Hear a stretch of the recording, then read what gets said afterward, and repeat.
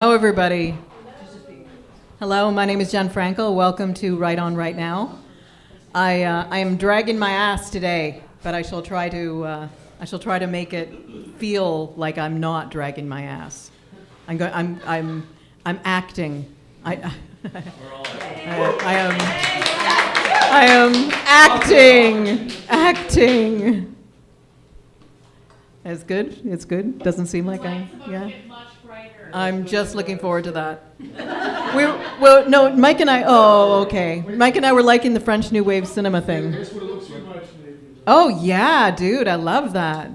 Can you post that? Can you post that one? Yeah, that looks awesome. It's kind of got a purple. A study in purple.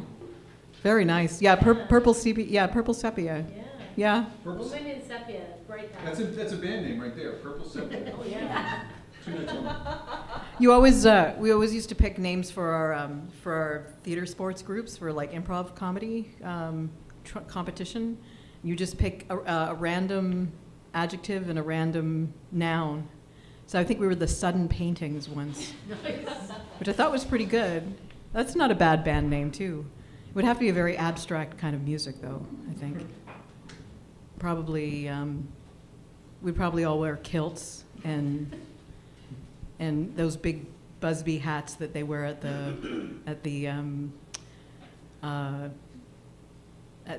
Buckingham Palace. Yeah.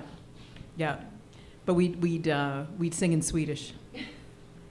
I think that's definitely the right idea.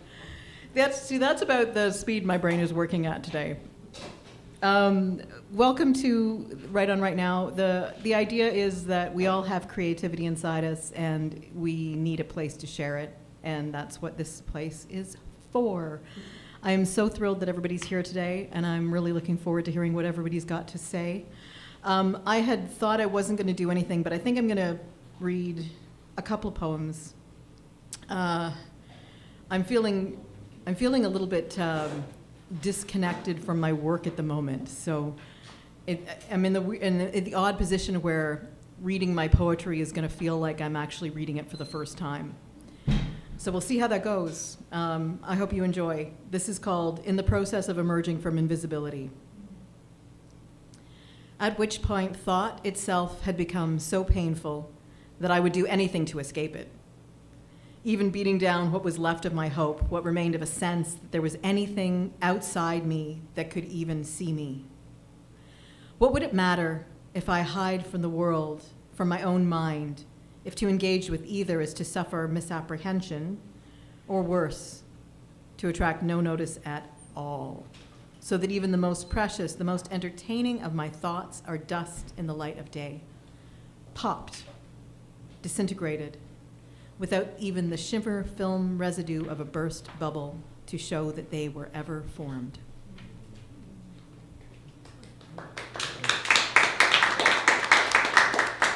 Uplifting poetry.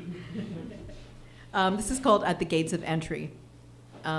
It's dedicated to the movie The Odyssey by Christopher Nolan. It's not really, but yeah. I am the Trojan horse.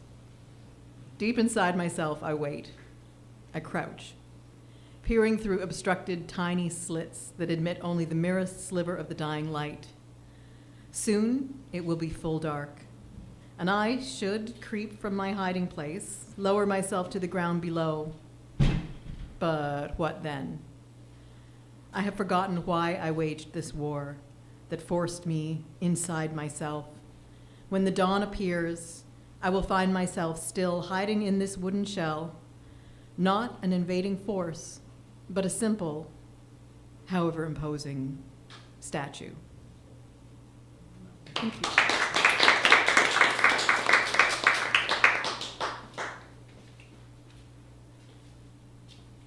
Okay, and just for the sake of argument, I'm going to read one that I've read before, but I really enjoy reading it. It's called Therapy.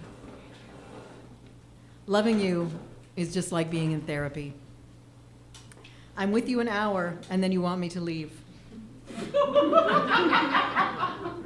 I pay more for it than I can afford. I'm still unsatisfied when you show me the door. Thank you. join me in welcoming our first reader for the night, Tara.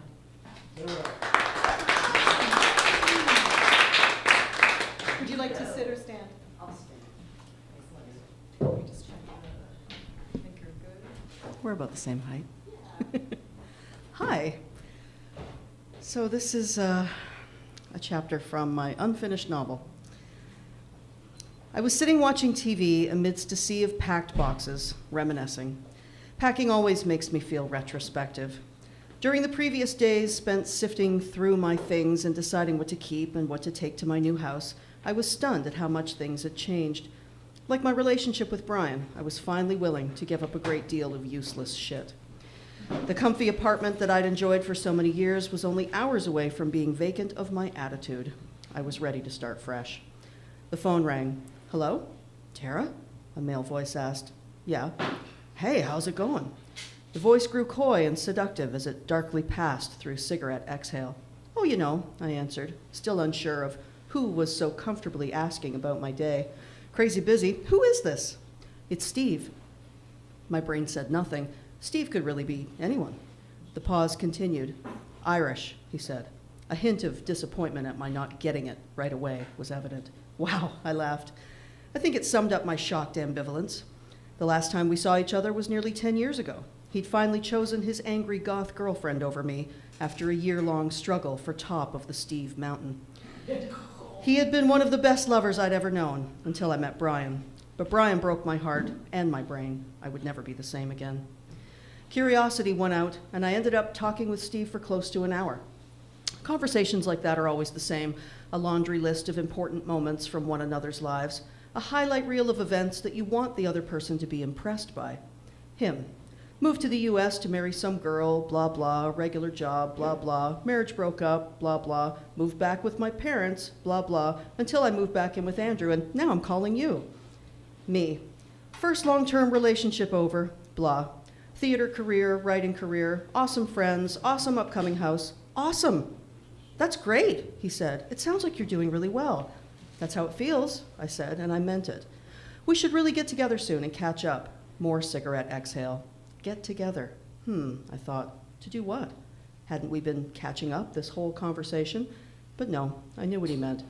Even if he didn't know it, even if he didn't actually mean it, it was still there. It was there for me the moment he blew smoke into the receiver. Did we still spark? Was there play at play? I'm moving tomorrow, I said, but I can check my planner if you like. Sure. He sounded pleased and impressed. You're like that too, scheduled? Can't live without my planner. Too much to do. The move went smoothly, and I set about decorating my space. For the first time ever, I had something that was truly my own. In my little sugar shack, I bathed every wall with my art and the art contributions of my beautiful friends. I was high a lot. I made art a lot, and I enjoyed my life.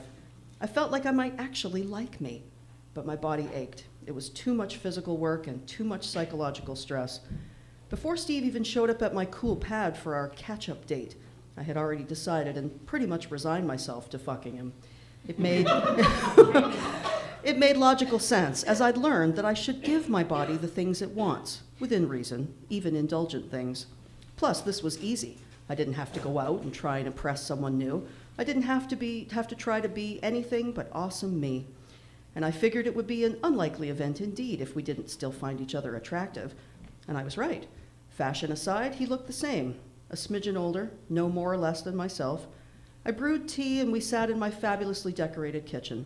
It's amazing in here, Tara. How did you afford all this new furniture? It's the same old furniture, actually. My friends helped me reupholster the chairs and repaint the table. And blah, blah, blah, he said, and blah, blah, blah, said I. The dance began, a 1-2 step. I knew neither of us cared about furniture. A back and forth. I knew neither of us wanted to talk about our recent painful breakups. A pas de deux. Something about Andrew. A do-si-do. We agreed that we both looked good. So should we have sex then? I finally asked. I suppose I should have said shall and tried to make it sound romantic and antique-y. But I was actually kind of tired of sitting on my uncomfortable but fabulous chairs. Sure, we could do that. Even though he wasn't smoking in my kitchen, he exhaled as though he was. Awkwardly, we stumbled toward each other. I thought to myself, damn it, I know how to ride this bike. But I tried not to let it show on my face. Kissing, yes, that's better. Eyes closed, mouth soft, easier not to think. Just do. Just do it. And then it was strange and exciting, awkward and uninviting, uncomfortable, unfamiliar, and bizarre. It was also brief, thankfully. We lingered momentarily, clearly out of sheer common courtesy, and then he left, and I went back to decorating. Give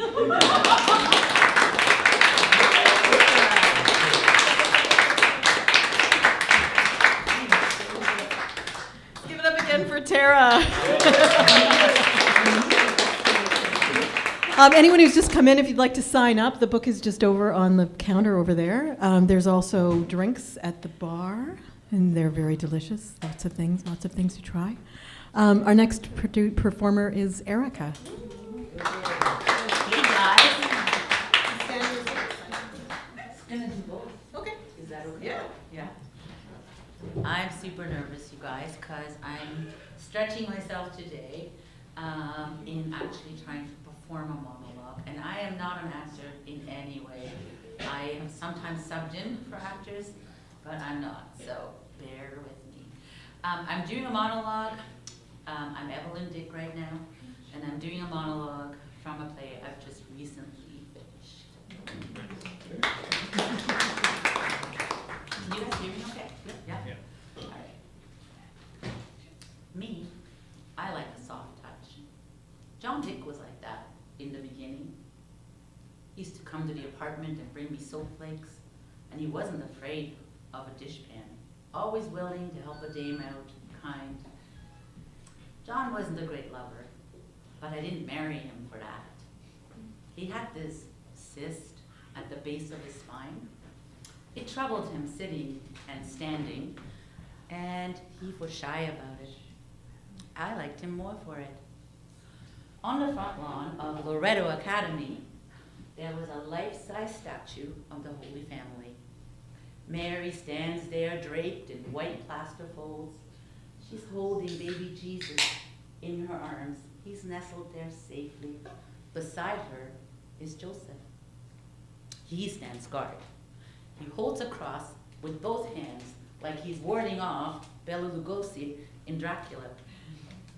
Maybe that's why I always felt sorry for Joseph. Let's face it, he was never part of the miracle. He looks so unbelieving, like he doesn't know what's going on.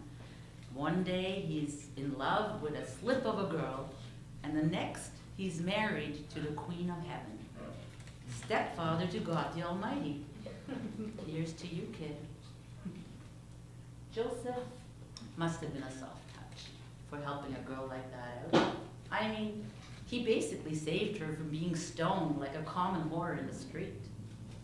Instead, because of him, she ends up as the eternal virgin, always pure, always fresh, never used up. And what does Joseph get? Barely mentioned again, and a wife who is obsessed with her offspring.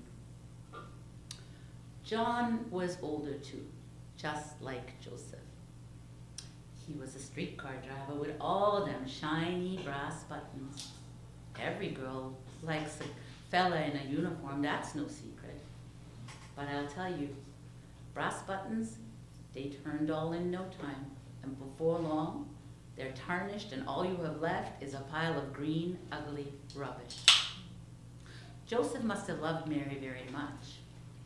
Or maybe Mary was just a very good liar. I think Jesus got his storytelling abilities from her. Family is the most important thing in a woman's life. It is to be her crowning glory. The nuns taught us that. But every family has its secrets. Why should mine have been different? Thank you. I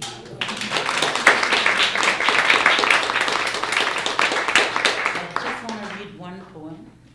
It's very, very short, and I want to read it and tell you a little bit about it because you guys already know we live in Hamilton, and there's a fentanyl crisis, and people are dying in our streets from fentanyl from the fentanyl crisis, from using drugs. And my granddaughter's best friend, who was barely 17, overdosed on fentanyl and died. His name was Riddick, and I think about him all the time. And every time I walk up James Street or on King Street and I see people bent over and looking asleep or dead on the street, I make a point of trying to wake them up. This is for Riddick. The water is cold only for a moment, and it isn't true that a movie of your life plays before your eyes as you sink to its inky depth. But there will be stars, high above, billions of them, just like you supposed. They will whisper a lullaby and cradle you in their arms, the way your mother wishes she could, just one more time. Thank you.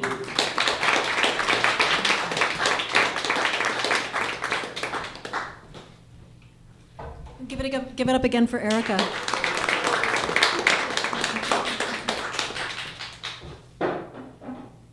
There's the more. There's the easier to use stool. Please join me in welcoming our next reader for the evening, Melanie.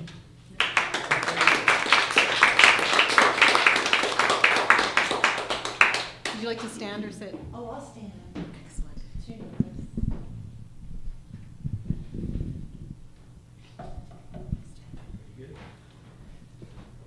So first, let's thank Jen for organizing tonight.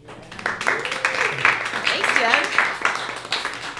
All right, I'm going to do a short poem, and then I'm going to read the beginning of a little project I've been working on. So here's the short poem, first of all. Hey, sugar tits. The words roll so easy off your tongue. Why is that? And just how many other girls have you called that? The thing I hate most isn't that you've reduced me to your plaything. The thing I hate most is, well, I like it. Every feminist bone in my body is screaming outrage. And every unchosen, neglected, unloved, older than you version of me just wants to hear you say it again. Sugar tits. I really like the way your mouth looks when you say it.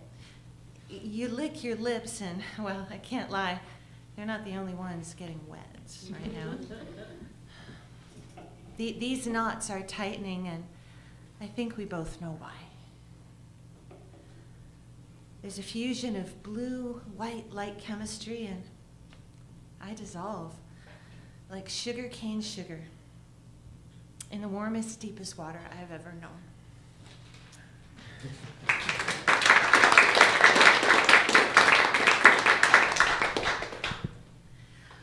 So we all know Festival of Friends is going on this weekend, and this next little bit might happen there. The orange sun pierced the darkening trees, raining light and shadow on the expectant faces. The pulse of the crowd was insistent and intensifying. You could feel the electric energy pushing everyone closer and closer to the front of the stage. Teddy couldn't stop grinning as she licked salt from her upper lip. "Ready?" she yelled. Brixton answered with a flurry of drum beats, and Rachel scrambled to the top of the monitors. Pointing the neck of her bass to the sky, she screamed, "Who's alive in Hamilton tonight?" And the crowd rumbled like lightning poised to strike as the opening chords of Let's Shake exploded, each note threatening to split apart the band's shell. The moment was here, the fucking epic moment they had prayed for. Nobody believed that 3 girls could play rock and roll in the Hammer. Nobody thought that 3 bitches had the right to pay tribute to their heroes. But the dickheads were wrong. They were so wrong. Oh, God, Teddy thanked the universe for putting her in this very spot tonight because she belonged. They all belonged. Teddy, and Brixton and Rachel. And now it was time to let every girl in the crowd know that they belonged too. Rachel brandished her bass, its sunburst finish on fire. Hey, tell me, who wants to be queen of the neighborhood right now? And Teddy crashed into their favorite Riot Girl anthem. God, this was the absolute best thing she could ever hope for. Desire, solidarity, the fever dream of playing in a rock and roll band, and all on an incandescent summer night. God, she never wanted it to end. And just how many original songs have you written? Well, it was the first interview they'd ever done, so it really should be a cause for celebration. But all Teddy wanted to do was change into some dry clothes and, well, eat Rachel's mother's pasta salad. Oh, Olivia made it with black olives and sun-dried tomatoes and fresh basil and, oh, tons of feta cheese. Teddy's mouth was watering just thinking about it.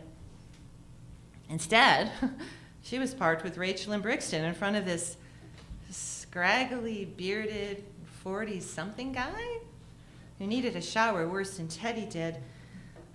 She couldn't see through his yellow mirrored sunglasses. It wasn't the only thing that put him in the asshole category, but, well, it was enough. Well, we played 3 originals tonight. Half Speedmaster, Weapons for Witches, and How I Love My Cactus. That last one, about the cactus. A lot of girls were singing along. Well, yeah, it's kind of a female-centric song. How's that? I don't get it. A cactus is, well, it's ugly and prickly. Brixton and Rachel snickered, and, well, Teddy just bit her lip. Well, I think every woman can appreciate a cactus. I mean, she just has to find the right greenhouse, pick the cactus that feels right, and learn how to take care of it. Rachel burst out laughing while Brixton hid her face in her hoodie, and, well, the 40-something prick just stared. Here's my card. Keep plugging away. Sooner or later, someone's bound to notice a cute girl cover band. And try smiling once in a while. You'd look a whole lot prettier. After his footsteps faded down the hallway, Teddy turned to Brixton and Rachel. Fucking hell, I hate people. And I hate that fucking guy. That's it.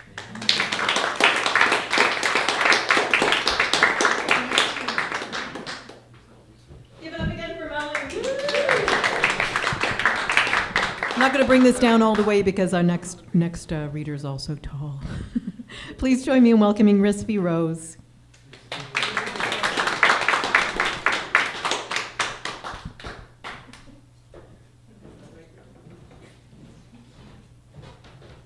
Hello, everyone.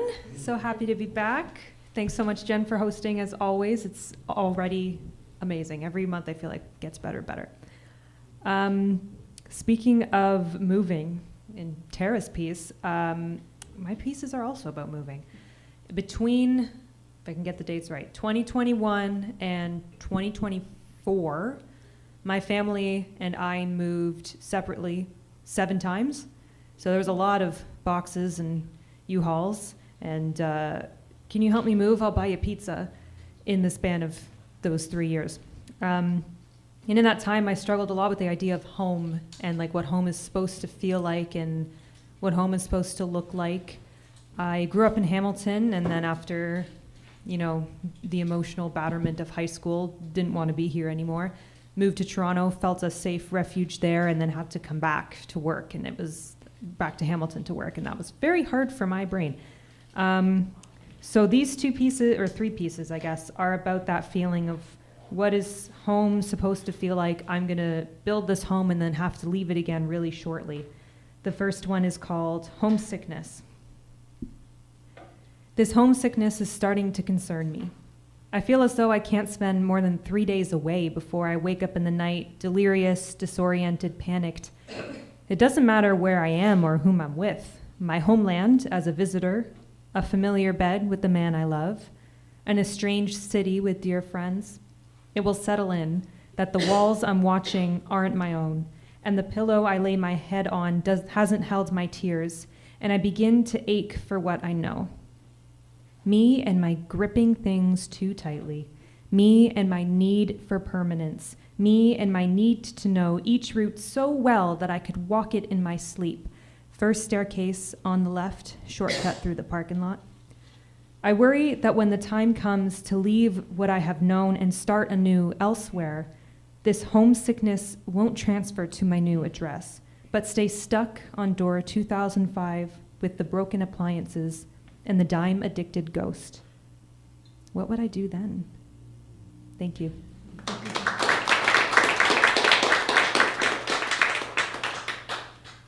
Ignore the back, this is scrap paper from my job. If you work with me, you didn't hear that. These are two poems that are kind of written as like a prequel and a sequel. So the first one is called The Lighthouse Part 1, and the second one is called The Lighthouse Part 2. And it's the idea of moving into a temporary home that you know is going to be temporary, and then kind of resenting it for being so temporary, but also then almost missing it when it's time to leave. I'm going to take a little pause in between the two, but I'm going to kind of keep going right through. You arrive at the lighthouse by no choice of your own. Others cut the anchor's rope and set your boat a course on troubled waters. The lighthouse is falling apart, inside and out, nothing to write home about. It becomes a begrudged shelter from the storm. Your boat needs rebuilding. At night, the wind seeps into the cracks, and blankets tucked to your chin do not ward it off. By day, the seabirds' battle cries jostle you out of restless sleep. Liberation cannot come soon enough. Patience passes with the waves. A few more planks and the boat will be good as new. You gather your belongings, and the packs strewn about the floor, ready to leave this place, fill you with a sudden, unanticipated grief. With your hand on the door, you pause and whisper a solemn goodbye to this unexpected safe haven. The waves are calmer than you remember. Perhaps you feel hopeful. A crash rings out suddenly in the distance. You turn behind you. A cloud of dust billows and settles. A gaping hole is left where once stood the lighthouse.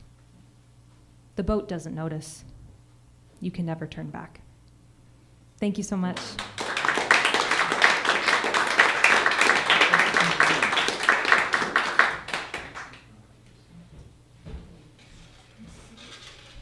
I liked that you did that in third person too. That was really interesting.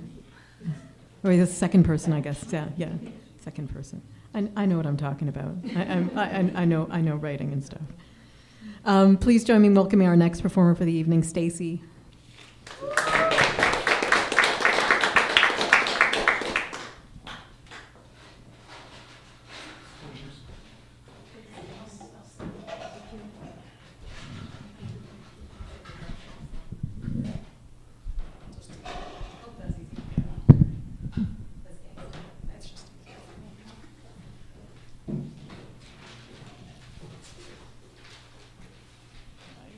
To these lights, that's for sure. So these words on a piece of paper are inspired by this birch tree. I don't know, I should have taken the stand, eh? I was on a little staycation, and it's the most layered birch tree that I've ever found. And I ended up jotting some words down on a paper that it was during COVID of November of COVID year, so I was in a place trying to kind of find myself. I had recently come out, and so my life had kind of taken a pretty big turn, and I was inspired, and so I jotted down these words, and they have remained pretty close to me over the past number of years, and I refer back to them a lot. So yeah. And it's called Beautiful Piece of Art. The story of our lives is much like this tree, layer upon layer, striving to be free. The path you travel when you are young is taken step by step, rung by rung. It may be a path that's been chosen for you. You follow it blindly, not having a clue. What's been laid out ahead, perhaps dictated by a notion of a life of norm, just moving through the motion. Following the guidelines of society's beliefs, you go on your journey, catering to the thief, taking moments of time during your precious life until one day you realize and put an end to this strife. Take a good look at yourself and reach deep in your soul, exposing the reality of what's taken its toll. Accepting and embracing each stage of your past, it's taught you lessons that are sure to last. The journey you've taken makes you who you are. The obstacles and challenges have left well-placed scars. You've gone through your hell and been down in the dirt, but suddenly you realize you don't have to hurt. You've proven to yourself time after time that you can do this. It's your turn to climb. You've reached that point where all you can do is be open and honest and love you for you. These layers of life have made you strong, guided you exactly to where you belong. So take care of yourself, cherish your heart, and realize your life is a beautiful piece of art.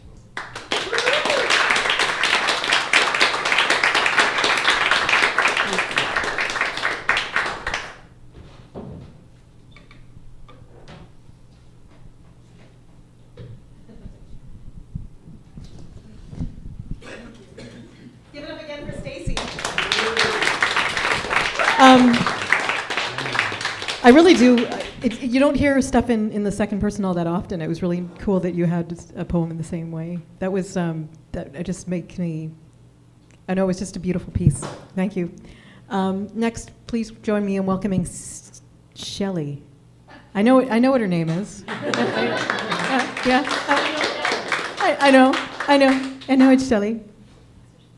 Do you want to stand or sit? I will stand. Okay. I was still writing the story. I would have had it done, but someone needed some whiskey. Well, I really do. No, you really do. I absolutely agree you do. So hi, my name is Shelley. Some of you have seen me on the stage before doing stories. This is not a funny story. It's sort of a story of advocacy. So in a past life, I lived in London, Ontario. And I broke my foot in a car accident in 2014, and my orthopedic surgeon said, "You will never run again, don't even think of it." So what did I do? I headed to bikes. And then because I was working with riding my bicycle all over town because I couldn't run anymore, I started advocating for better infrastructure in London, Ontario. And I was part of the local advocacy group. And advocacy groups tend to be very slow because everyone has to decide what font they want on the card. And no one really wants to do the work. So I started my own stolen bike page, which I still run today. So if you ever are in London, Ontario, and you have your bike stolen, it's called the London, Ontario Stolen Bike Report. I run it. I don't even live there anymore. I've lived here for 4 years. I still run it. I also run the Hamilton one as well. I'm a moderator. But anyways, so because of that, I was nominated to be a BYCS bicycle mayor, which is an Amsterdam-based project where they have bicycle mayors in every city in the world. I was the first bicycle mayor in Ontario, but that still has nothing to do with the story. It's just, so if you type in Shelley Carr, and it's ironic my last name is Carr because I do not own a car, you will see me splattered all over Google. Shelley Carr, first bicycle mayor. I learned how to be on stage because I had to do so many interviews because I was bicycle mayor. So anyways, so we'll keep heading to the story.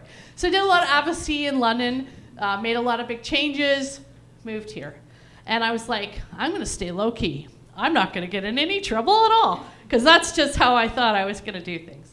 And it didn't take long for me to start finding ways to get into trouble. So I also monitor the Toronto Police Service's open data. I can tell you exactly how high your chances are of getting your bike back if you're hoping the police will help you. 0, not at all. They don't have a connected infrastructure with other registries, so they work independently, and they also verify their bikes to the RCMP database, which is absolutely useless, but that's just my opinion. So the story begins. I also follow Ontario Stolen Bike Report. And people post bikes from across the province. And there's certain bikes that are really recognizable because they're specialty bikes. And so what came up was a lady had published that her Reese Mueller cargo bike had been stolen. Anyone who knows anything about bicycles know that this is a $15,000 cargo bike. It's a top-of-the-line cargo bike. It's used in the UK for logistics purposes, but this family was trying to stay in inner Toronto without having to get a car, so it got a cargo bike. They had 2 little kids under the age of 4. This is how they got their groceries home. This is how they get their kids to daycare, and essentially their car was stolen, but it was a cargo bike, right?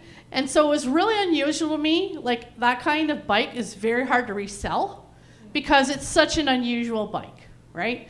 And so I noticed it, and I reached out to her, and I said, you know, I'm really sorry. And she told me the story about the family and blah, blah, blah. And she's like, you know, is there anything you can do to help me? I said, I'll do anything I can to help you. I said, I don't know what that will look like, but I'll help you. I'll help you as much as I can. So anyways, she gets a lead. This guy's trying to sell her bike for $2,000. Well, it's a $15,000 bike, so it stands right out on Kijiji. So she says to me, can you text him, and can you find out if we can meet him, and we'll just take the bike back? I'm like, I'm in. Anything that sounds slightly illegal, I am in. We're reclaiming a bike. Well, I texted him. I tried to sound appropriately criminal, and I probably failed. So he got cold feet, and he disappeared. And the trail went cold for about a month. And I thought, that's the end of it. Like, they're going to ship it to Quebec, and it's going to get sold, and nothing will come of it. And then she calls me, and she calls me on Facebook. Well, I've never had my Facebook call me ever in my life. So I was like, what is wrong? What is this sound that's coming? And I'm like slamming my phone, and finally I realize it's Facebook calling me. So I answer, and it's her, and she says, it's in Hamilton. And I'm like, what? No way. She's like, no, it's in Hamilton. She says, where do you live? I said, well, I live here. She's like, it's 1 kilometer from your house. I said, are you coming to Hamilton today? She's like, yes, I am. So she drove into Hamilton, and I rounded up 2 they're not suspicious, but they're cyclists, so I mean, you can't trust those people. And we rendezvoused at the location, and she walked in, and she verified. There's a special paddle that this type of cargo bike uses that verifies the serial number. And so she took her paddle and verified it, and boom, it matched. So she knew it was hers. So she came back to me, and she said, we have to go back and get it. So I rounded up my criminals, and we rolled on up in our in our minivans. She had a minivan with all this baby stuff in it. And we got in, and the 2 criminals stood outside, and she was outside, and the door had locked to the apartment. Apparently this cargo bike was just sitting in the front hallway of this apartment building. And they couldn't get in. No one was coming in or out. So I was like, oh, I'm going to do the biggest fake out ever. So I'm standing in the hallway, and I'm talking to my pretend friend. Oh, I'm really worried about you, Aunt Mildred. You sound like you're not feeling very well. Are you sure you don't want me to come up there? Are you sure? I think I should come and check on you. And on the other side of the door, God bless this small child's parents, was a boy who knew that there was an adult that might be in distress. And so he unlocked the door for me. And thank God that kid had a moral compass, even though I didn't. Because I faked. I'm like, oh, do you know how to take me to the elevator? And I left my foot with the door, and the other criminals swooped in behind me, and we walked to the elevator, and they grabbed the cargo bike, and they rode it with no electronic assistance because they had lost the battery cable, so they couldn't charge it, right? So he rode that Reese Mueller 4 kilometers up Cannon Street with no power, and it's a heavy, heavy bike. So he left me the keys to his minivan, and I drove the minivan to his house, and she followed me, and we tore her minivan apart, and we tore her Reese Mueller apart, and we jammed it into her minivan, and then jammed all the other stuff back in around it. And she says, I can't thank you guys enough. She says, literally, you have reclaimed my car, my secondary car. And she says, like, we only got $1,500 insurance on this. We didn't get any money for it, really. And I said, well, now you got $1,500 and you got it back. And she's like, no, I really want to thank you. And the one of the criminals runs a business. And I said, you know, these people are starting a new business. I said, why don't you buy a gift card for me from them? She bought me a $100 gift card. So I have $100 in vegan Joe Louis at my place. Which are frozen, because thankfully, if they're frozen, I can't eat them as fast. But that's the story of how you know a criminal, I guess. Though the criminal said that we were just reclaiming it. But it's not my first time reclaiming something like that. I find it particularly egregious when someone is trying to make a life without being car dependent, and especially with a family. It's very tough for families right now to make a go of it, and especially in downtown Toronto. So kudos to myself, my criminals, and my vegan Joe Louis. Thank you.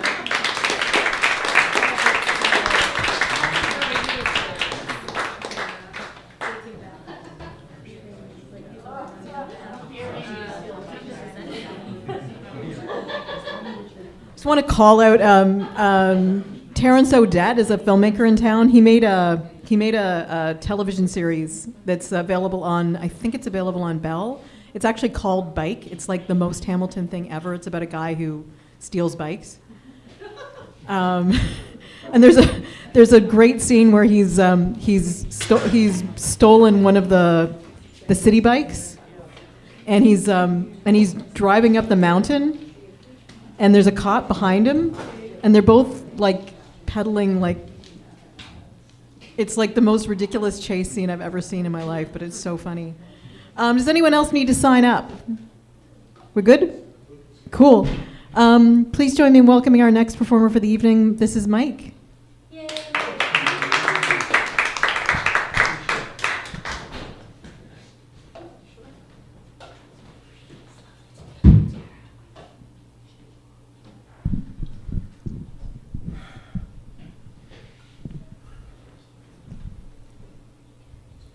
So these are the last words I said to my father. And it's not a straight line, because nothing, when dealing with someone who has a disease, is ever going to be in a straight line.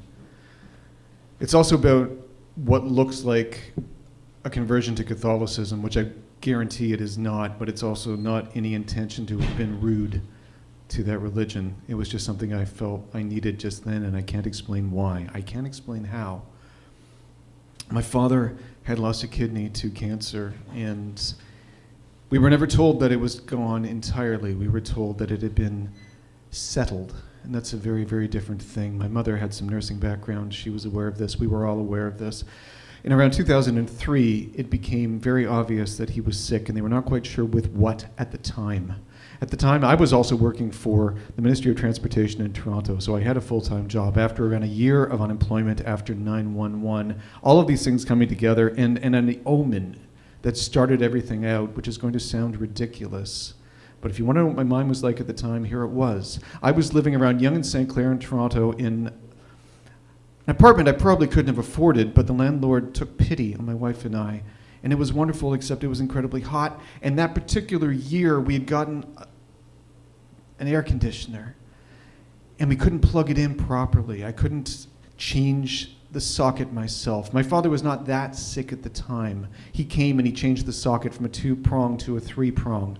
And I remember how long it took him to go up the stairs and how difficult it was for him to get on his knees to do it. And I kept saying, just show me how to do it, I can do it. And he said, no, you're my son, I want to help you. He fixed it. We had a working air conditioner in the middle of a very hot summer. On a very hot day, in the middle of a thunderstorm, we had it running. And I was worried about my father, and I was worried about how bad it was raining and all kinds of things. And there was an incredible lightning storm, and all of a sudden, boom! Something hit that air conditioner loud enough that it shook the dishes in our kitchen. My wife and I run to the window. We opened the curtains. We had them closed because of the heat. And there was a baby squirrel on it that was very clearly not in the best of shape. And beside it, there were 3 drops of yellow liquid. So my first thought was, this thing has fallen. It's literally knocked the piss out of itself. And a moment later, another squirrel came down and stood on it. I'm guessing the mother. It was larger. It looked at the small one and looked around and looked at the window, and as melodramatic as it sounds, it looked like it was screaming at us. And then the smaller one fell off the air conditioner. We were on the 3rd floor. I closed the curtains. And I said something about, they are built to climb and fall. That is a thing. And it didn't help. We didn't know what happened to it. We didn't see it. I saw this as an omen, and I know that's crazy, but it's how I was feeling at the time. I was worried about my father, who wasn't that bad yet. And 2 months later, when he was that bad, I needed something to do. Just for a quick review, my background is Baptist. I was raised a Baptist. My father was a devout Baptist. Baptists don't drink. Baptists don't dance. My mother was raised Presbyterians. Presbyterians drink, and they dance. She had defected to go to the Anglicans. She was high Anglican. That's a different monologue entirely by itself. But in the middle of all this, all I wanted when my father was sick, all I wanted to do was to have something I could repeat. And I wanted a rosary. And I did not want to explain this to anybody. I had an aunt, family friend, I called her my aunt. She was actually Cantonese. She was Catholic. I asked her to get me a rosary, and she found this incredibly amusing. And she said, "Why do you possibly want that?" And I said, I want to be able to count a prayer. This isn't my religion, but it's what I was feeling. I wanted to be able to say Hail Marys. Hail Mary, full of grace, the Lord is with thee. Blessed art thou among women, blessed the fruit of the womb, Jesus Christ. Holy Mary, Mother of God, pray for us sinners now and over again. I could hold that in my hand, and if I said it over and over and over again, it would feel like I was doing something on behalf of my father. My Auntie Mimi was nice enough to get me a rosary, and she said, "How did you even know about this?" And honestly, I said, "Well, I watch Martin Scorsese movies." But it's more than that. Honestly, I don't know why this is coming from. I had a girlfriend. I had an Italian girlfriend. She was Catholic. She was always counting the rosary. And she said, "What were you doing with this Catholic girlfriend that she felt compelled to do Hail Marys all of the time?" I said, "Being a gentleman, never tell." And I had this in the bus. I would go to work at the Ministry of Transportation. I would be on the bus going, "Hail Mary, full of grace, the Lord is with thee. Blessed art thou among women, blessed the fruit of the womb, Jesus Christ. Holy Mary, Mother of God, pray for us sinners now and in the hour of our death. Amen." 2nd bead, 3rd bead, 4th bead. I was doing rosaries daily because it felt like I was doing something. November turns into December. December turns into January. Christmas was nightmarish. My father's condition is getting worse and worse, and it is intermittently worse and worse. And my mother gets the full credit. My mother had some nursing background. My mother had also worked as a palliative care volunteer at a hospital. She knows what happens when things start shutting down. She deserves any credit for making my father comfortable through drugs, through the bed, the air mattress that made things better for him. And I'm still going to work back and forth. I am married. My sister is spending most of my time at my parents' house. We are trying to surround him. My aunts would show up to try to be friendly, to try to be supportive. And having a house full of people when someone is dying is better than simply having 2 people in a house when people are dying. My aunts are wonderful human beings. What I'm about to say might make one of them look bad. That is not my intention, especially because she might watch this. It was around 3 weeks before he died, and 2 of my aunts descended on the house. One of them is not always knowing what to do. She wants to do the right thing. She's not always sure what to do. So she did 2 things that she thought would rectify any situation, and they weren't not unappreciated. They were just a bit weird. She showed up with a very large container of kettle corn and finger sandwiches from the pickle barrel. Okay. I mean, I'm not saying this is a bad thing. It was just sort of weird. My father is in a back bedroom. He's on an air mattress. He has horrible gas. They are putting air fresheners everywhere, and they're sour apple or they're green apple for air fresheners. So the house smells like tuna sandwiches, egg salad sandwiches, ham sandwiches, kettle corn, farts, and green apple. And what I'm trying to say is that it was somehow good. And it's hard to explain why that is good. I'm not getting along with one of my aunts. It's not because she's done anything wrong. It's because she's trying to feed me tuna and egg salad sandwiches, which will make me sick. I am there. I'm trying to talk to my father. I'm trying to talk to my aunts. I'm also trying to sneak into the kitchen because I can't eat those sandwiches. I want a can of soup. The moment I pick up a can of soup, she's going to say, "We have sandwiches, Michael." I'm trying to avoid that inevitability. I'm waiting for her to go talk to my mother, to talk to my father. I sneak into the kitchen. I get a can. I open it up. I put it in a microwave rather than a pot because the pot is too obvious. The microwave, I have a chance. I managed to get a cup of soup out of that, but she did come in and she said, Michael, sandwiches? And I said, I'm sorry, I can't eat tuna. It makes me sick. Oh, come on, you're a fibber. You had tuna at the barbecue. You had tuna at the barbecue that one year. Yes, I know, that's different. It was out on barbecue. Well, it's the same thing. It is not the same thing. Leave me alone. Let me have a bowl of soup. And I have never had more venom come out of me until that moment, and then I never regretted it as much because she looked at me and said, oh, I just thought these would be good. And there was this weird moment because there's nothing else to do when you're waiting for someone to die. And 3 weeks after I said that, I mentioned in his eulogy that while he was sick and while he was on painkillers and while he was losing it, at some points he would sometimes lift his arms like this. And I knew why he was doing that. He grew up in a small town in northern Ontario, or northwest Ontario, really called Newstead. He grew up in a family store. It was owned by my grandfather and then my great uncle. And I think he was stocking the shelves. And in his eulogy, I said, when he did that, he was listening to voices that we can't hear.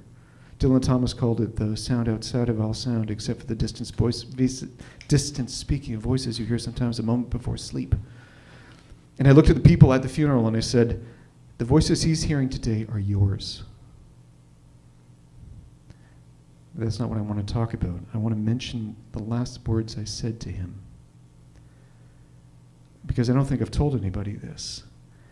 And because it is this amalgam of wanting to do something on a plane that is not of this earth, and why I leapt to Catholicism, I don't know. And I don't want to be as cheap as saying it's Scorsese movies or James Joyce stories or something like that. Something in me said, this is what you have to do. If you want to keep yourself sane, do the Hail Marys. Hold the rosary. You don't have to explain this to anybody now.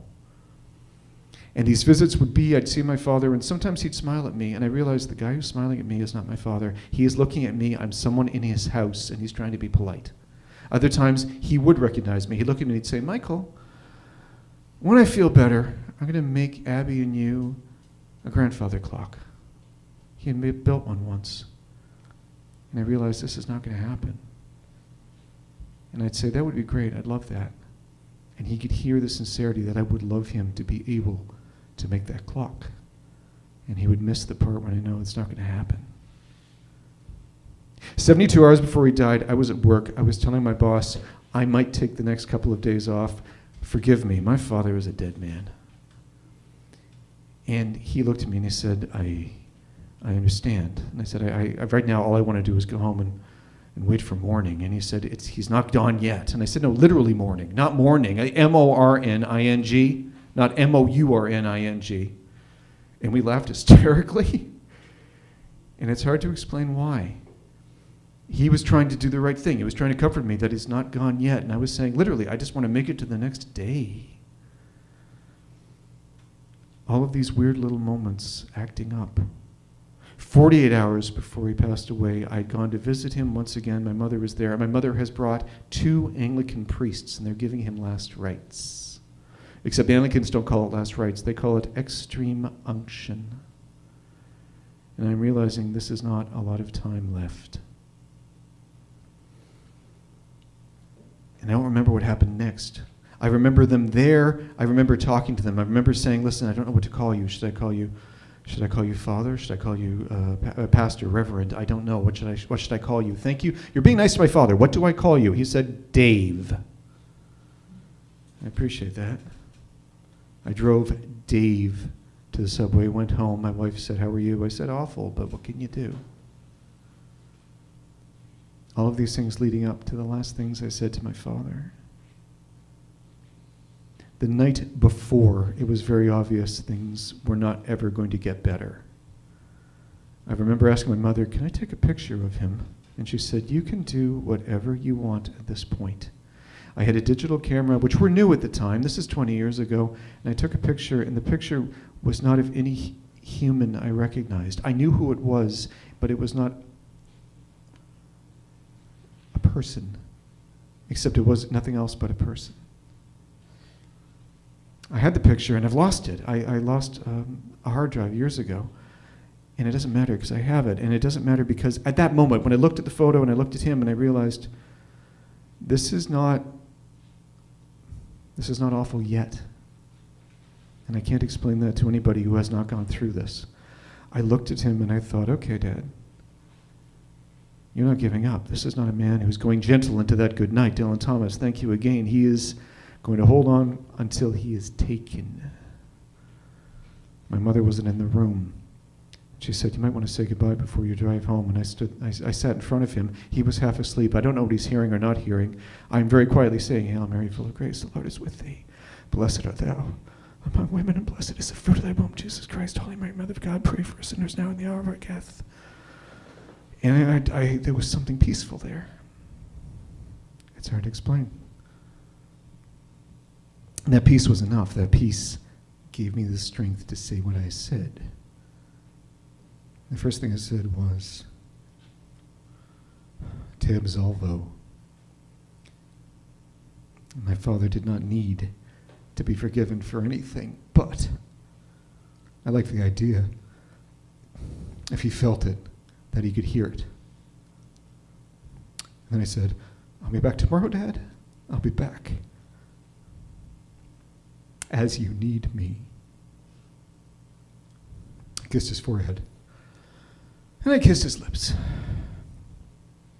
And I went home to wait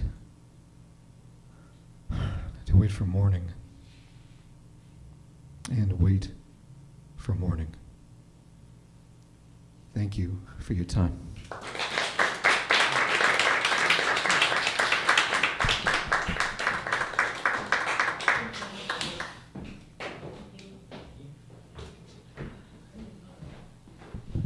We have to give it up again for Mike.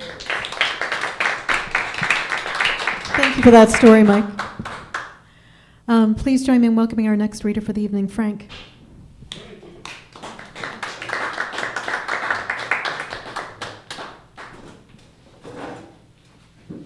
coming. You want to stand or sit? Either. Thank you, Jen. Holy fuck, how do you follow that? Unbelievable. I do feel like an amateur in a room full of professionals. Tonight was incredible. Everyone before me did such a great job. I hope you enjoy this little thing I'm going to do. I'm going to lower this just a little bit. I would take it off and hold it, but Amy says I shouldn't do that. I think she believes I'm going to sing if I have a mic in my hand. Thank you. And you don't want that. So I came with Amy to this great venue last September, so almost a year. And we've been back a few times. A few of you might recognize me. If you've heard me before, you might know that I'm a renovations contractor, and I've done 47 years of working on people's homes. But before I get to that, I want to reminisce a little bit about the first time I came. I always have a nervous pee before I start. And I went in the bathroom, and the first thing I saw was in black writing, Free Palestine, and it relaxed me a lot. But I have been back since then, and I noticed someone has scribbled that off. And I believe this is a place for freedom of speech. And I believe when you scratch something like that off, unless you're the owner of the establishment, that is censorship. So I think you should feel free to express yourself behind this mic and not the other way. So in keeping with that, I did a painting for Jake. I hope he feels comfortable enough to hang this somewhere.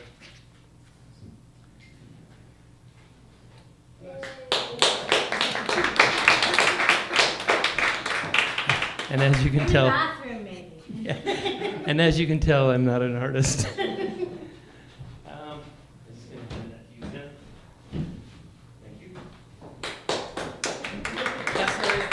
just getting started. So as long as I can remember, I've always thought that everyone felt empathy and compassion.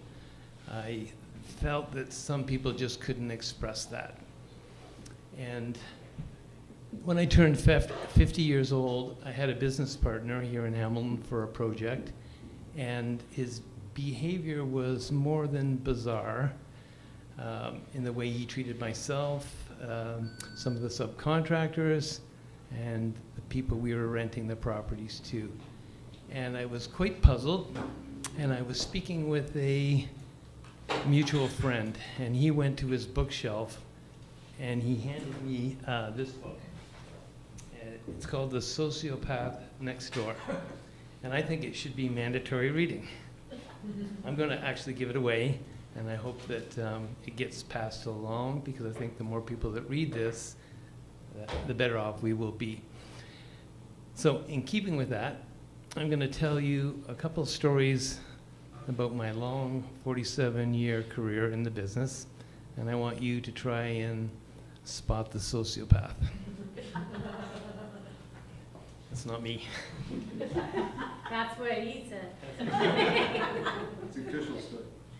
So my favorite customer of all time is the head of radiology for the McMaster Group of Hospitals, and he lives in a beautiful home on the Credit River, and I contributed to that beauty. It's the biggest kitchen I've ever done, the biggest bathroom I've ever done, and I've worked for him for 20 years. And one day he called me on a very rainy, windy night, and he said a neighbor's tree had fallen and broken through the 6-gang skylight and was lying in his living room. So I said, I'll come down. I drove down, and sure enough, a 3-foot trunk, that's this big, was laying in his living room, and it was raining, and the rain was coming through the ceiling and running down the stairs into the basement. And I said, John, have you called the insurance company? He goes, oh yes, right, I'll do that. And I said, John, you have to get this art out of here, because it can't he has a group of 7 paintings. And he said, but I think I got lucky. And how's that, John? He said, well, it missed the art and it missed the grand piano. And I said, yeah, you got lucky, but we got to get this hole covered up. Later, a couple of years later, he got married to a Japanese woman, and his new father-in-law gave him a samurai sword, and he hung it on the fireplace that I had built for him. He took it off the wall, and he pulled it out of its sleeve, and he showed it to me, and I ran my fingers, not along the edge, but just to feel the taper of the blade. And he said, oh no. I said, what do you mean, oh no? He says, bad luck. I said, how bad? He says, death. So believe it or not, the next day I'm on my bike ride with my group ride, and I caught a wheel, and I went down and got a concussion and broke my collarbone. So I told him about it. I said, but I think I got lucky. So growing up in the city of Hamilton, I know, and you, if you're from here, you know it's a steel town. I love it. I love the blue-collar worker. But there were 30,000 people employed in the steel industry. It's now down to 30. And I worked for, I'm mentioning no names, the vice president of one of those 2 steel companies. And Our product is steel. Shrink this piece. that one, that's the one. So I did his basement, a beautiful basement. I had a friend of mine who's a stonemason, took the stone from a church and built him a walk-in wine cellar with a big arch. It's a beautiful thing. And I made him a sauna, including the basement, but I made him a sauna, and I said to him, this was like in the 90s, I said, Don, they've changed the rating for cedar. Now, they rate it number 1 cedar, number 2, number 3, and now number 1 cedar includes knots. Knots not clear anymore. When you buy it, some of it has knots in. And he said, why is that? And I said, well, damn it, Jim, I'm a carpenter. No, I said, well, we're running out of trees. So I can hide the boards with the knots in under the benches and stuff like that. And he said, no, I want clear cedar. He said, let's hope they run out of trees after you finish my job. Are we supposed to say that's a sociopath? And the next person I worked for owned a company that you might be familiar with. It's called Young Drivers of Canada. And he sold, you know what? Possibly. A very nice man, but I didn't see much of him. He traveled a lot, and at one point, he was returning just as I was leaving his house, and he said, "I'm just back from Montreal. We have a few offices there, and our policy is for the drivers to back into their parking spots." And he said two of them wanted to park in the same spot, and they got into an argument, and one pulled out a knife, stabbed the other guy. So I had to fly to Montreal. I'm like, wow, that's incredible. He says, yeah, I get there and CBC is there, news company's there, and I got one of the news people to take me out in one of our cars, or vice versa. I took the news person out in the car, and I got 3 minutes on the news talking all about our company. I said, holy fuck, that's incredible. But what about the guy that got stabbed? And he said, oh, I don't know, the police looked after that.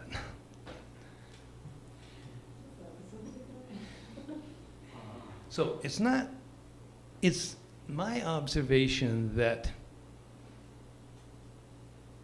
being a sociopath helps you in business. And because you don't give a fuck about the people. And I wanted to share that with you, and I thank you all for listening.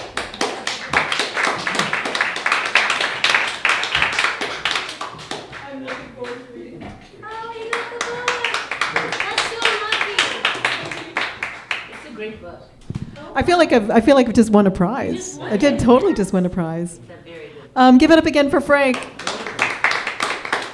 And please join me in welcoming Amy.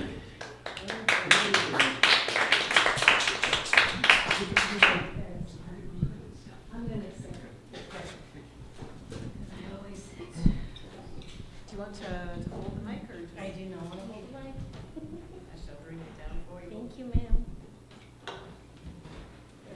Cramming in here. Very good. This is a quiet little group tonight. It's a little more intimate than usual. I'm going to read a few poems. I do that sometimes. They all have titles, but it doesn't really matter. The first one, maybe we'll call it The Grand. The Grand, and she's majestic. The great blue spreads her wings wide, and we know we are bigger than this. Can a beautiful marble change our fate? Believe in wishes, he says. This is everything, for wishes change the world, and it needs to change. Black lives, indigenous peoples, it all falls down and around, crumbling to the ground. Beauty is in moments, but sometimes we forget how it feels when someone holds us and means it.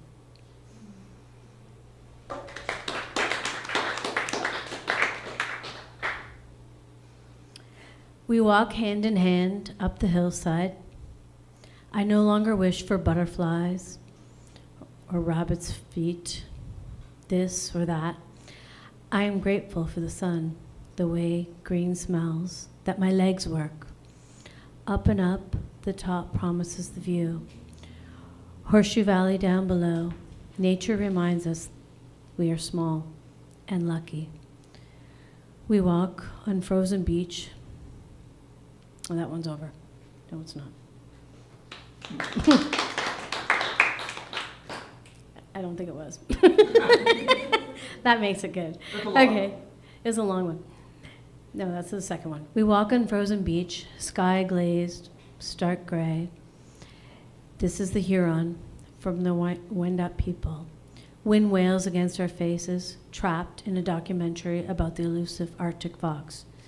We are two against this north, and as our boots crunch the white, I know the power of right now.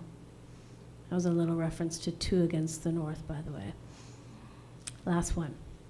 I often think of walking with you, holding your hand, not listening to a single word you say.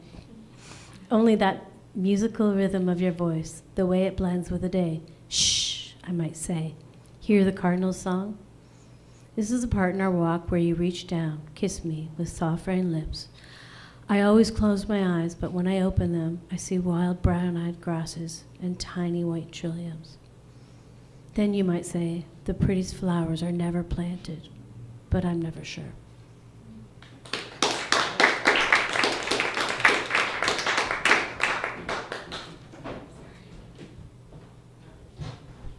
Give it up again for Amy.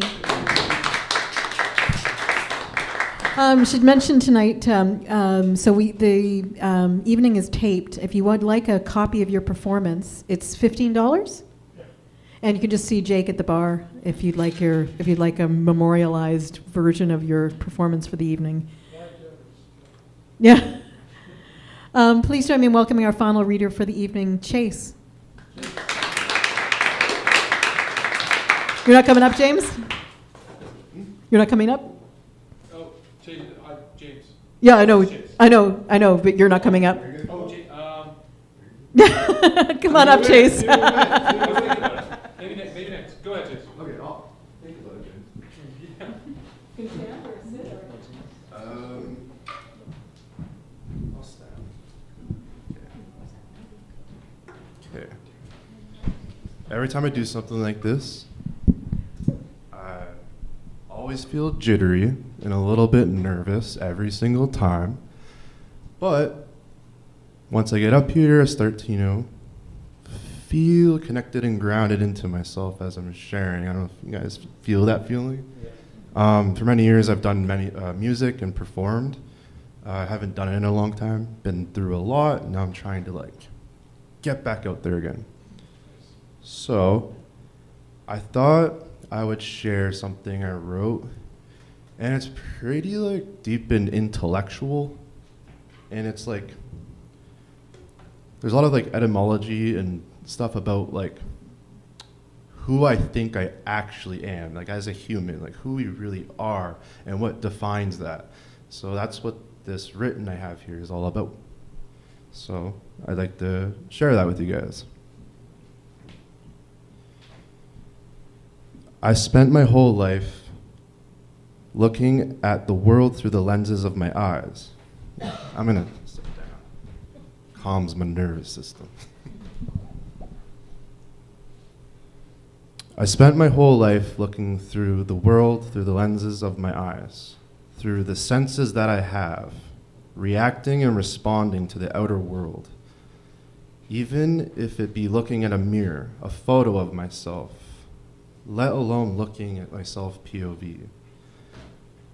How often have I ever got to truly meet me and perceive myself as others view me through their lens?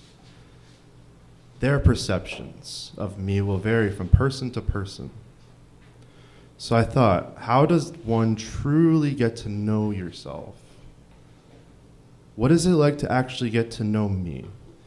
I could identify of what I like, what I think I like, what I don't like, and come up with a list of identification of what I think I am. I could label myself with all these ideas encrypted into my mind through this language grasping on to some sort of ideal of identity I have constructed for myself through observation and experience. It makes me wonder, how deep does this rabbit hole really go? I want to know. I'm diving in. I'm going to the core. What does it truly mean to know yourself? Love yourself. Sometimes I dislike myself.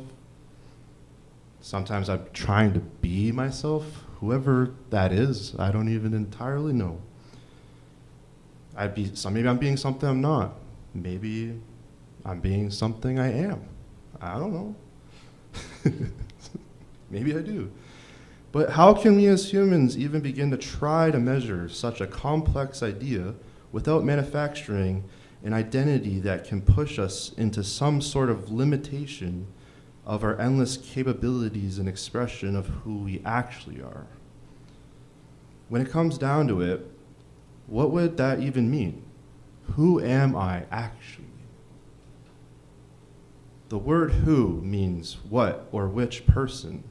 The word I, a speaker or writer referring to themselves. The word actually just means the truth, a fact, emphasizing something to be as real as we know it.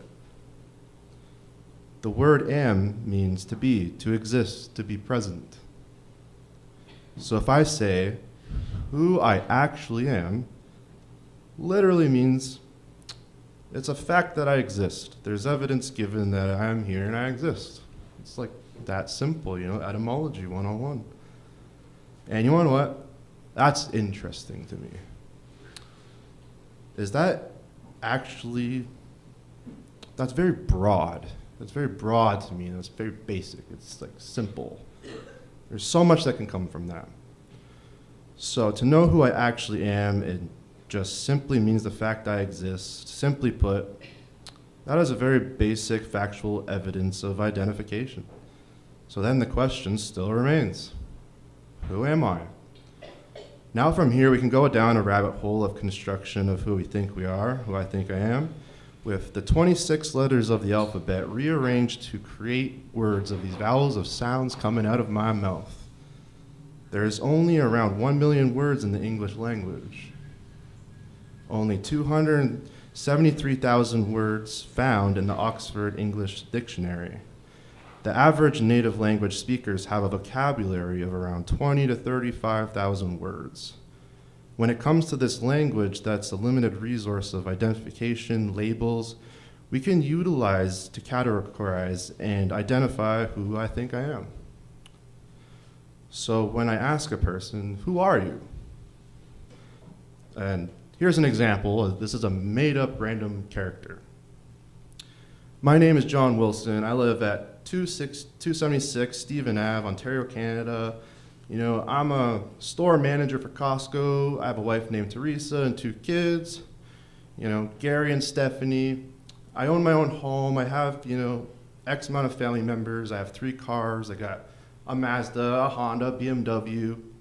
I went on a trip to Cancun last year. I have X, Y, and Z mental health issues.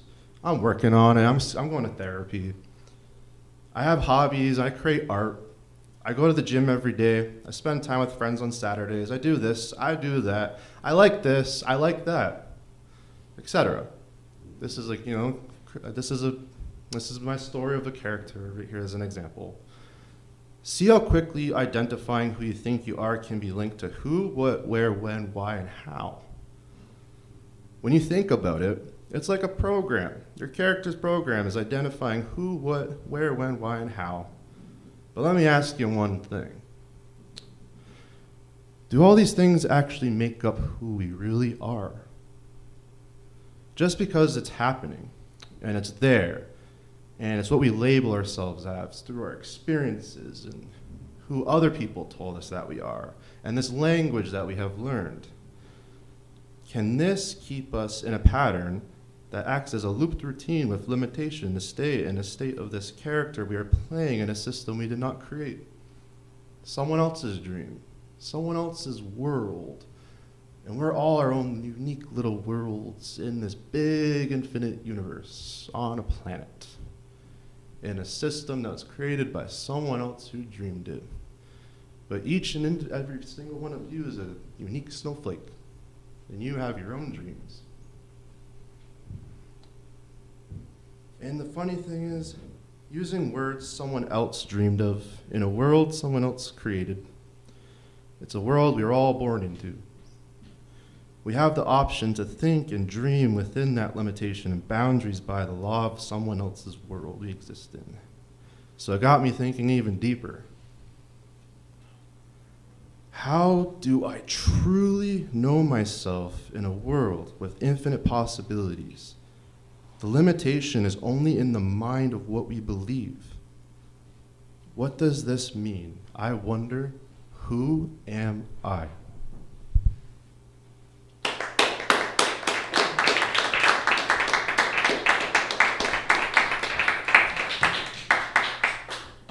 Thank you, everyone. Beautiful.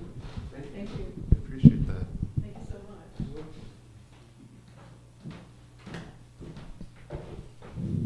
Chase, everybody.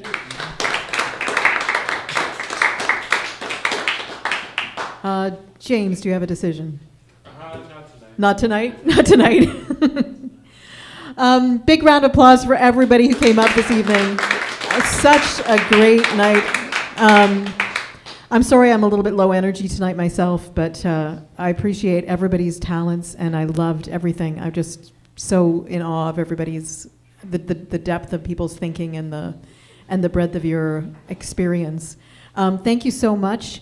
I'm not exactly sure when we're back next month sometime. We can check. We can do this live. Now the pressure's on. Yeah, now the pressure's on Jake.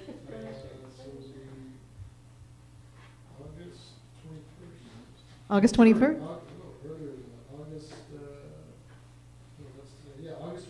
August 21st, everybody. So, yeah, we'll be back August 21st. Thank you all for coming out tonight, and please tip your host. Everybody, Jake, your host, and just if you don't know, this is an incredibly special place. I hope you'll all come back to the Center for Talking Arts. Have a good night, everybody.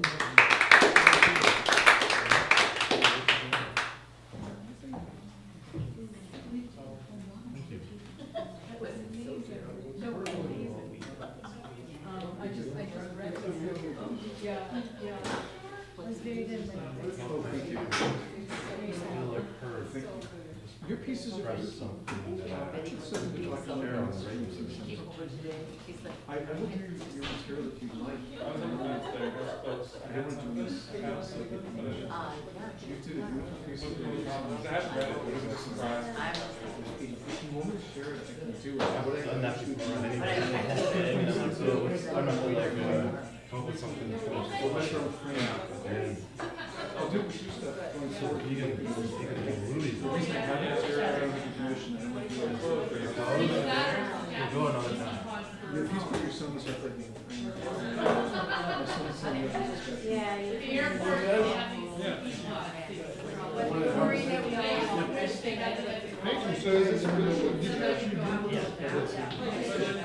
I didn't know about so if somebody scratched it out, I'm going to go away.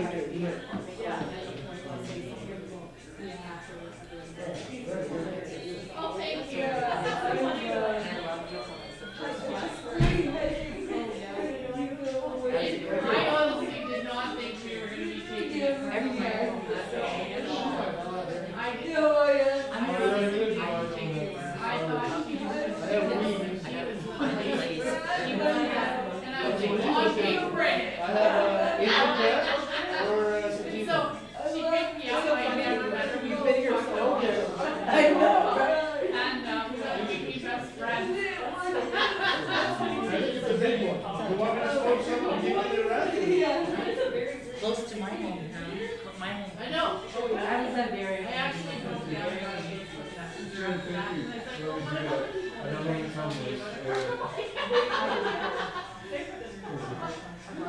It's not that big. Yeah.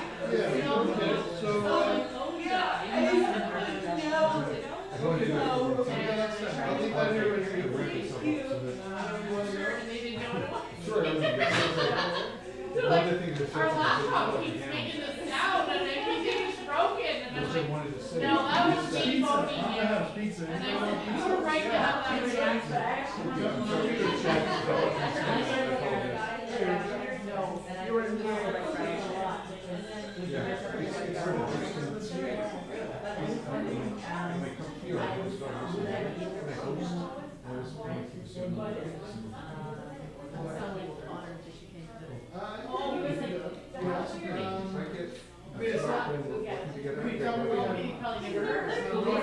For some reason, it's just a Catholic, not Catholic.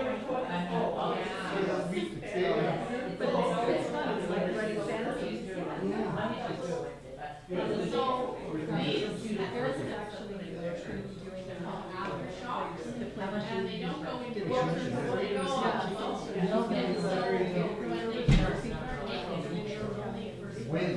problem is, quite frankly, I'm not fixing it. But some people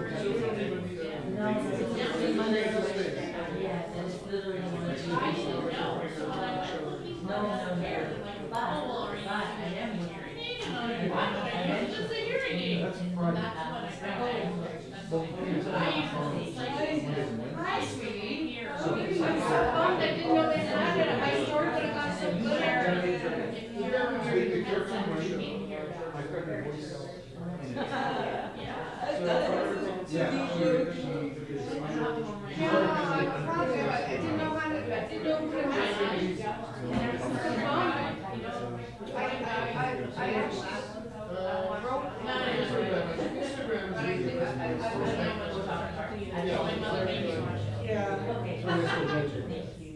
Hi, how are you? I know you guys had one.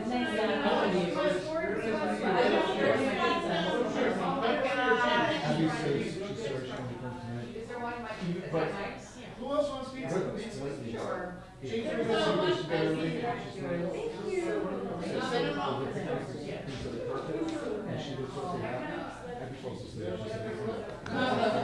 It's like having a baby. I don't want to do therapy, but I thought if I could try to do this, maybe this one day.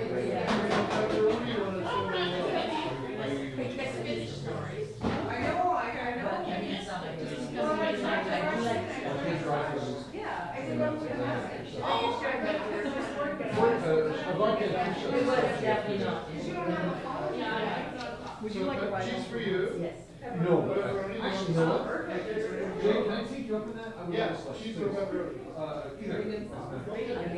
That's just one piece. Those are 2 pieces. Just that was left over. Oh, okay. One.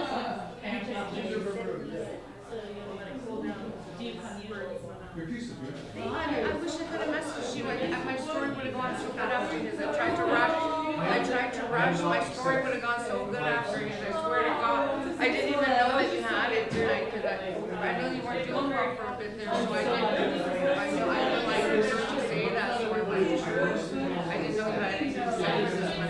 How long was that set for? Was it spontaneous? Because I was keeping an eye because I know that. Oh, you were doing the French? Yeah.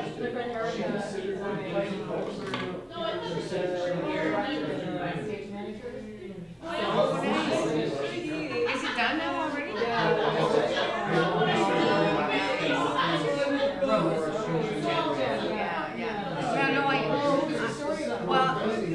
My true identity. It would have gone so well. I was gonna message you and message you, but I just didn't know. I mean, the first one I wrote for you guys was the first one I wrote would have been your name more than yours is writers, I said. Yours is writers, so. But this one's one more recent, but the first one I wrote was It's got absolution of forgiveness in what is just like your father. But that's not the one for tonight. The one for tonight was oh, I see. You're actually marking it up. Wow.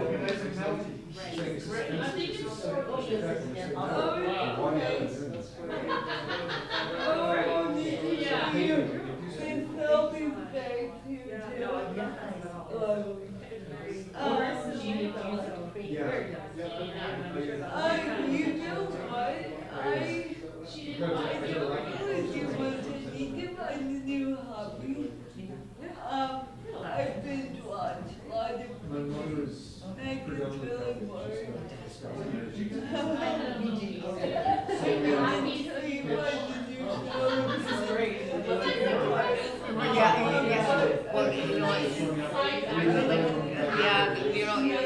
I posted it. That's one of my recent ones. I just wrote it. That's how I'm feeling right now. It's like, Oh, no, I seem to still always get some shit thrown at me.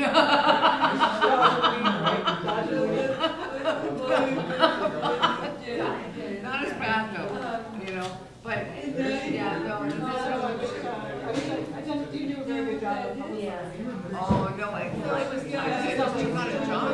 I'm doing meter reading. I do spiritual work for years. I just took on a job to get me out of the house. I started getting, I take care of animals and shit like that. I think it was great. I threw my energy too much into it during the pandemic because people were such assholes to me that I wanted to, like, they was even like, that's, like, my neighbors were being so mean that I had a choice, like, that you could blow them up or feed squirrels. I take it and pick the squirrel. I remember they, in the condo thing that they decided to give shit for us being animals, and I remember the other guy in the condo where he said, do you know how many lives it was? Our condo would have been on the front page and we have a spectator. Put up. But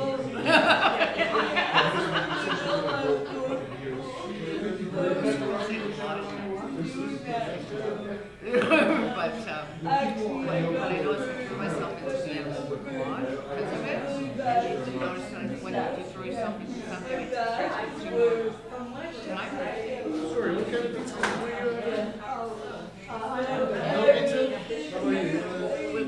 pepperoni or cheese? I had pepperoni. Okay.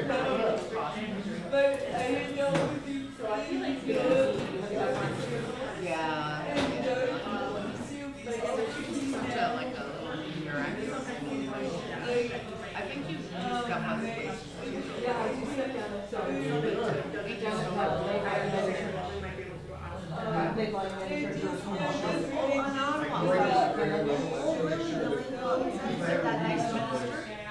Do you really do it there? So do you know George then? George Rowe? Oh no, he doesn't do stuff. Oh, the name is George. He likes to dance. He does stuff like that. One gentleman by the name of George. Yeah. sounds great for Yeah. I know he goes to church. But do you go to that church or do you No. Sorry. What's your spot? Oh, I'm leaving anyway. I are you the one, are you the, You're wrong. yeah, but that time, you're the one that went on vacation with the car? Yeah. Yeah. You're the, I forgot your name. Stacy. Good. Doing my thing. I forgot she had it today, they told me, so I had a good story to go after dinner. Oh, I was trying to get my lunch here. Yeah, story time much too. But I do, like, my first one I wrote was not a cookie. Yeah. But it was one that inspired me, like, I haven't wrote anything yet. But I mean, like, this one I really like, this one. Next week. Yeah. I just started this job. I'm a city planner. Well, that's right, you're sick. I started filling out meter reading. Oh, yeah. And it's How's that? Is it? Well, like, when I'm also like, you know, fill our fucking hard. Because you probably have to go into all the gate locked areas and. I'm surprised some of them didn't. Like, I mean, it's like, You're just out there. I'm like, oh my god, I'm like, they had such beautiful gardens. I'm like, you could do like workshops out of here. Like, you know what I mean? I'd be like, it was like even walking. It was almost like walking through a labyrinth. Yeah. Do you have to have do you have to get a certain number done in a day?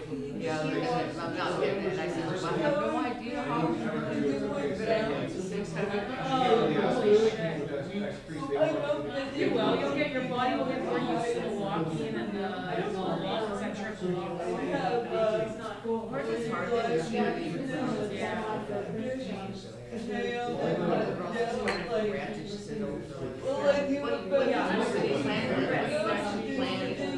don't really know right now, to be honest. So what do you plan?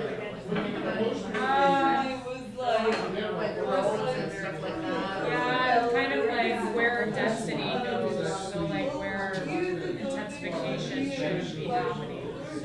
Okay, so try to plant trees and get them to. Oh, yeah. Well, the province is kind of getting way Oh, my favorite thing to talk about, density.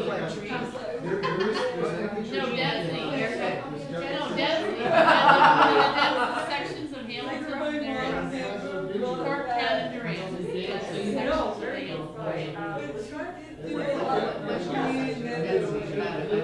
So there's more people in two areas. There's almost 100,000 people in between areas. Due to density.